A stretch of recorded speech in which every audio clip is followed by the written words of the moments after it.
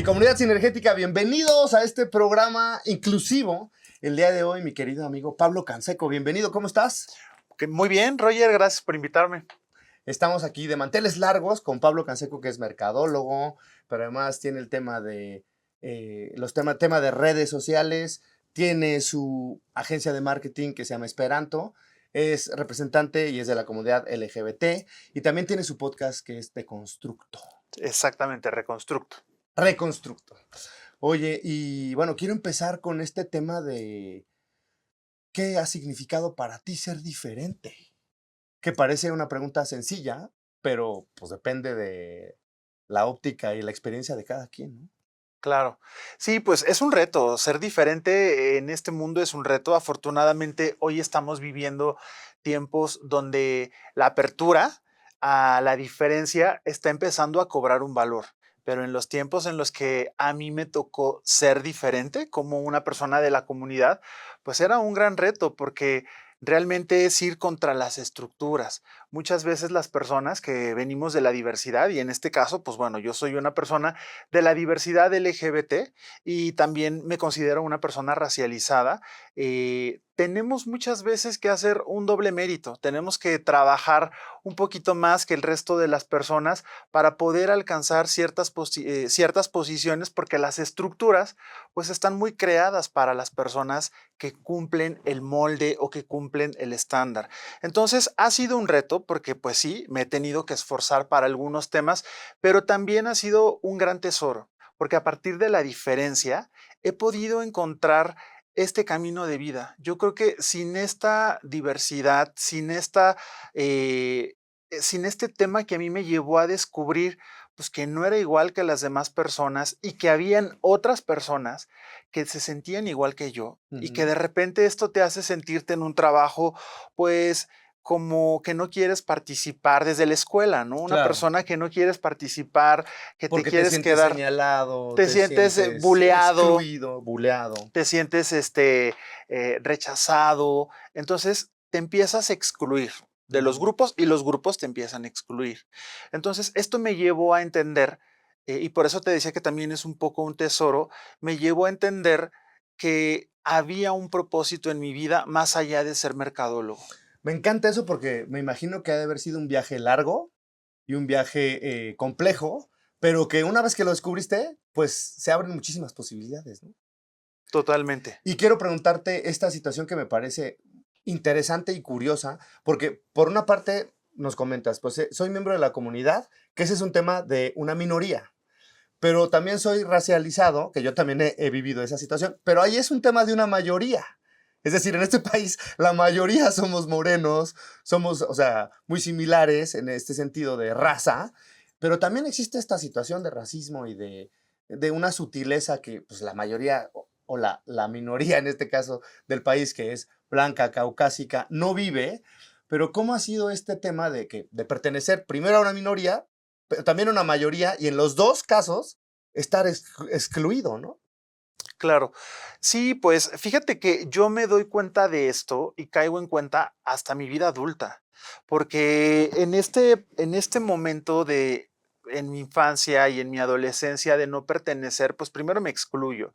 Después empiezo a intentar ser una persona que no soy para pertenecer. Que eso pasa muchísimo. Claro, y entonces, pues me doy cuenta ya en mi vida adulta, cuando empiezo a crecer, pues una, que no tenía ningún sentido, dos, que se alejaba mucho y me quedaba muy inconforme porque nunca iba a ser esa persona a la que yo quería pertenecer. Di clases en universidades privadas y empecé a convivir con personas de círculos de poder, de los cuales yo me daba cuenta que no formaba parte, ni en términos de mi orientación sexual, ni en términos de mi tono de piel, ni en términos de mis orígenes socioeconómicos, ¿no? Claro. Entonces me doy cuenta que hay una violencia que de repente no se acepta ni se habla en México en términos de racismo. Ujú. Y esta violencia, pues no se habla porque es incómoda para muchas personas, para las personas que están en la hegemonía, y recordemos que la hegemonía, pues son todos estos grupos dominantes, que Claro. aunque son una minoría,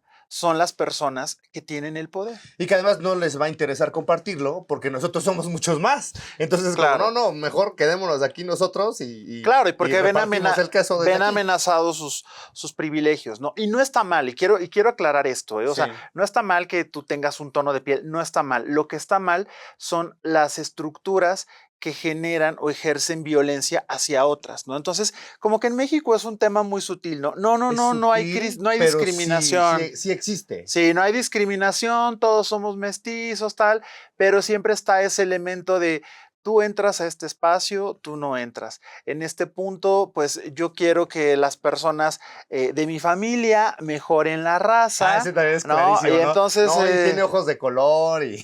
claro, Sí. tiene ojos de color, las personas regularmente de un tono de piel buscan cuando están en este ascenso social a través de la blancura social una pareja con un tono de piel más claro, pero es un proceso social de una estructura que ha venido a lo largo de los años. Sí. Entonces, el conocimiento personal me lleva a la aceptación personal y a entender el fenómeno, ¿no? Y a darme cuenta, pues, que no soy yo, que es una estructura y que es un tema que es importante ponerlo sobre la mesa. Es un sistema Ujú. y que lo que tú estás haciendo me parece muy valioso, que es ponerlo sobre la mesa y que seguramente hay mucha gente que le incomoda, pero que también cuando se ven confrontados a lo mejor lo niegan, pero es algo que existe. Y si tú tienes este tono de piel, pues lo has vivido en algún momento, ¿no? Y te quiero preguntar, ¿cómo ha sido este viaje interior? Porque entiendo, ya lo pusimos en la mesa, pero tú te tuviste que salir del sistema y crear tu propia carretera y ahora estás triunfando y aparte eres conferencista, también miembro de la LATAM Speakers Association, de donde también coincidimos, y das conferencias, ahorita vas a una conferencia a Greenpeace. ¿Cómo fue ese proceso de decir, bueno, pues entonces me tengo que salir del sistema y tengo que crear mi carretera? ¿O cómo le hiciste? Sí, fíjate que también es un proceso que tardó tiempo. Yo Claro. trabajé en una empresa durante 12 años del sector financiero y de repente participo para un nivel subdirección y no me quedo en la vacante. Y cuando no me quedo en la vacante tenía una jefa que era extranjera, que aparte era mi amiga. Y frustrado, pues le digo, oye, ¿por qué no me quedé? Si yo sentía que tenía toda la experiencia, había estudiado con excelencia académica, era reconocido en la empresa por el trabajo que tenía y me acuerdo que ella ya se iba de la empresa y me dijo, Pablo, no te quedaste porque eres gay y no te vas a quedar en esta empresa en una posición de este tipo, porque yo, o sea, no daba crédito, ¿sabes? Claro. Entonces, Digo, y qué buena onda que te lo compartió, que no, debe haber sido choqueante, pero era como fue gracias, porque si no voy a estar súper aquí haciendo valioso. mi esfuerzo y no voy a llegar. Súper valioso. Y a partir de eso que ella me dijo, pues yo tuve lo que hoy se le llama renuncia silenciosa, que es cuando una persona abandona una empresa sin dar las causas, porque tiene algún conflicto personal, porque está sumamente dolida, herida, porque sufrió violencias, etcétera. Y entonces es el camino en el que yo empiezo a construir y dije, no vuelvo a trabajar para una empresa, voy a empezar mi camino y voy a trabajar con personas que sean personas que hayan vivido lo que yo he vivido, personas de la diversidad. Y entonces fue un camino sumamente difícil porque en este proceso también te das cuenta que el sistema y la estructura pues está creada para las personas del privilegio, ¿no? Entonces ahí me di cuenta pues que no tenía esos contactos, que no tenía esos amigos, que no venía pues de las super universidades, ni tenía los amigos del círculo de poder y entonces pues es un proceso muy complicado, está construido para que la mayoría de las personas no lo logren, pero afortunadamente pues he ido encontrando y construyendo y a partir de la diversidad y de la inclusión también se han abierto puertas que ahora también como que se empiezan a cerrar en muchos lados Sí, por por el todas tema estas políticas de de Trump y ultraderecha, todo ese tema. de negación del tema de diversidad, pero ha sido un camino que me ha llevado también a entender qué es lo que hablábamos al principio, pues sí, que desafortunadamente para ciertas personas que son diferentes, que somos diferentes, el camino es más complicado. Y quiero mencionar que yo tengo muchos privilegios, ¿no? O sea, porque yo tuve la posibilidad de estudiar becado ciertas cosas en la universidad, tengo las posibilidades físicas, pero pues bueno, hay muchas otras diversidades, dentro de ellas la comunidad LGBT, pero hay muchas otras que viven con una discapacidad, que vienen de Claro. pueblos originarios, etcétera, pues que su camino es triple o 4 veces mucho más complicado y el piso es menos parejo. Y aquí viene el tema de sinergia, porque este es un programa en donde personas inspiran personas. Y creo que tu historia es inspiradora, porque pues esa base de perseverancia, de disciplina y de entusiasmo y de huevitos, que sales adelante, ¿no? ¿Qué le podrías decir a la gente que tiene esta duda interna y que está en esta lucha? Puede ser silenciosa, porque también es un tema medio incómodo de platicar, pero ¿qué les dirías? Porque me parece sumamente valioso que nos compartas esta lucha que es invisible, pero es muy poderosa, porque pues, yo creo que la mayor parte del tiempo pasa en tu cabeza. Si estuviste 12 años en el sistema, en esos 12 años pasaron muchísimas cosas y tuviste muchísimas dudas. ¿Y qué fue lo que te aventó a la aventura? Claro, pues mira, creo que hay muchas personas que naturalmente por sus características van a ser expulsadas del sistema. Lo que yo les puedo decir es que el primer acto es reconocerse y aceptarse, ¿no? Porque hay una lucha que a veces tenemos por querer pertenecer a donde no Y somos. te deformas un Claro, poco, y ¿no? queremos ajustarnos y queremos, y hay veces que sí lo podemos lograr, ¿no? Pero vamos a estar sumamente inconformes y no vamos a alcanzar nuestro máximo potencial. Y en la medida en la que hacemos de la diversidad nuestro valor agregado y nuestra fortaleza, entonces tenemos una oportunidad para poder llegar a ser alguien. Y también hay una forma estratégica a nivel negocios, porque pues bueno, sé que también este podcast tiene que ver con los negocios y a Claro. mí me gusta hablar de la representación porque yo quiero que sepan que no todo tiene que ver con activismo. O sea, hay una parte estratégica y las personas podemos hacer negocios desde la diversidad porque hay cifras y hay estrategias donde la diversidad hace que las empresas sean 30% más rentables y tenemos que encontrar desde nuestra diferencia, sea la que sea, cómo podemos sacarle un provecho, cómo desde no hablar bien inglés, cómo desde no tener una buena presentación para lo que es el margen de las personas, cómo desde lo que no somos iguales podemos obtener un provecho, porque siempre hay una forma, siempre y cuando lo hagamos con valor, lo hagamos de manera frontal y Auténtica, auténtica, por ¿no? supuesto. Y esto tiene que ver con el convertir, transformar mi debilidad en un principio en fortaleza, ¿no? Totalmente. Que eso oye sencillo, pero es todo un proceso y es cómo conecto mis puntos y creo que el podcast que tienes está siendo pues, muy relevante para toda esta comunidad. Yo retomo las palabras que dices, es que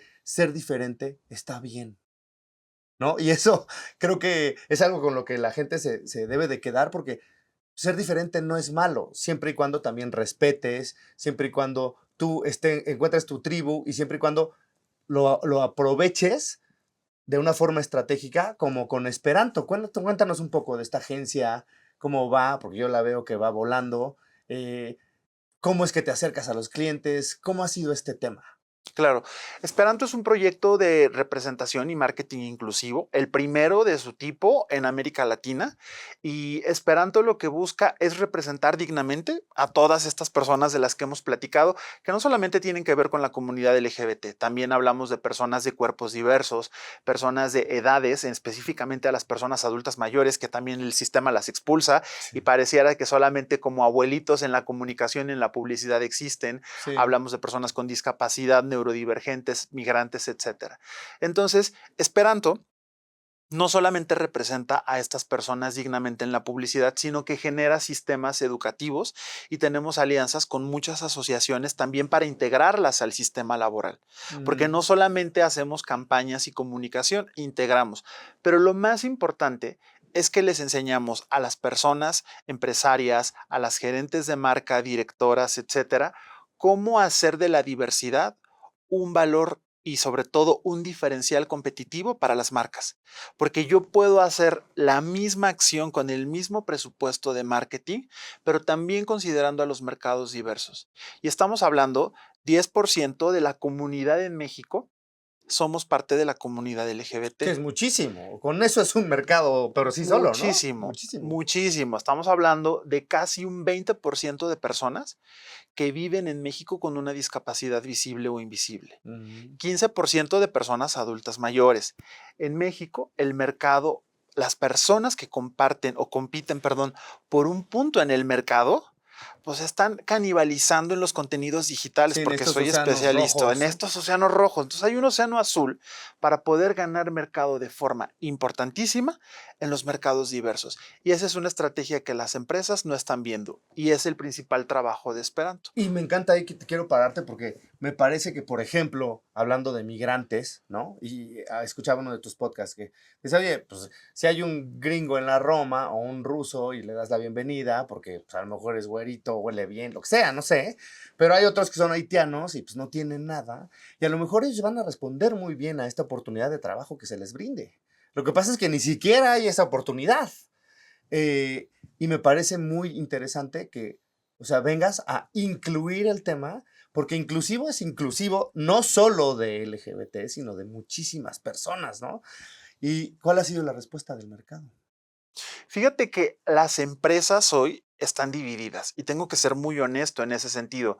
Previo a enero de este año, las empresas estaban muy en el camino, la mayoría de las empresas, en la diversidad y la inclusión.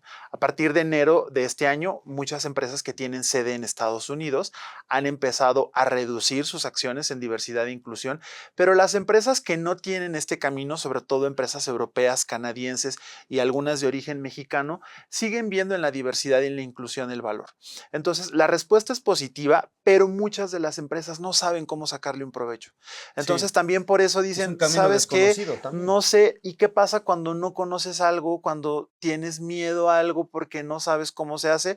Prefieres no hacerlo y dejarlo para después. Pero en muchas empresas y en muchas marcas, el diferencial y el éxito ha llegado a través de los mercados inclusivos. Entonces, Ujú. pues hoy te puedo decir, está dividido, pero las empresas que lo han sabido hacer se han posicionado y han ganado 2 puntos porcentuales Sí, es a muchísimo. través de mercados Oye, diversos. quiero preguntarte, en temas de efectividad, o sea, las personas eh, diversas que pertenecen a estos grupos vulnerables, ¿cuál ha sido su desempeño en las empresas? Tú debes de tener ese dato, ¿no? O sea, oye, bueno, ya abrimos este camino, vénganse y lo han hecho bien, lo han hecho más o menos, es igual que todos, ¿qué pasa ahí? Sí, fíjate que aquí mencionaste un punto muy importante. La mayoría de las personas que vienen de una diversidad tienen que tener un plan de medición y un plan de incorporación distinto. Y en específico cuando hablamos de personas con neurodivergencias, con alguna discapacidad visible, porque no les puedes poner la misma métrica que le Claro, pones a una persona que viene con una preparación de una maestría, inglés, etcétera, en el extranjero, ¿no? claro. Sin embargo, el nivel de compromiso y el nivel de innovación y el nivel de productividad que registra una empresa que contrata a miembros y a personas de de la diversidad, con discapacidad, con algunos otros elementos de las diversidades, son mucho más altos que en las empresas tradicionales y Ujú. tienen mucho menos rotación. El índice de rotación es 25% menor, lo Que creo cual que esa es una respuesta en sí misma. sí, porque la rotación para las empresas es un Es un costo problema. muy alto, ¿no? Claro.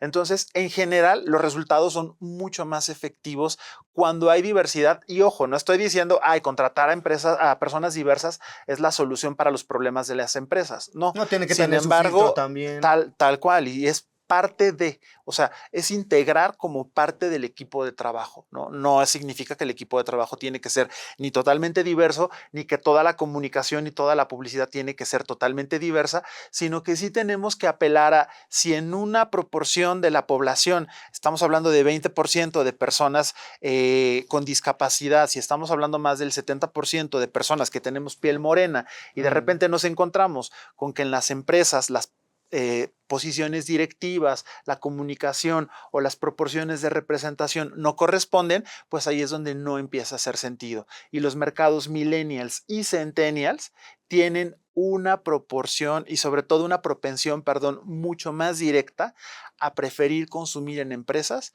diversas e inclusivas. Eso me parece súper relevante y lo vamos a dejar para el siguiente segmento. Totalmente. Oye, ¿dónde te encontramos, Pablo?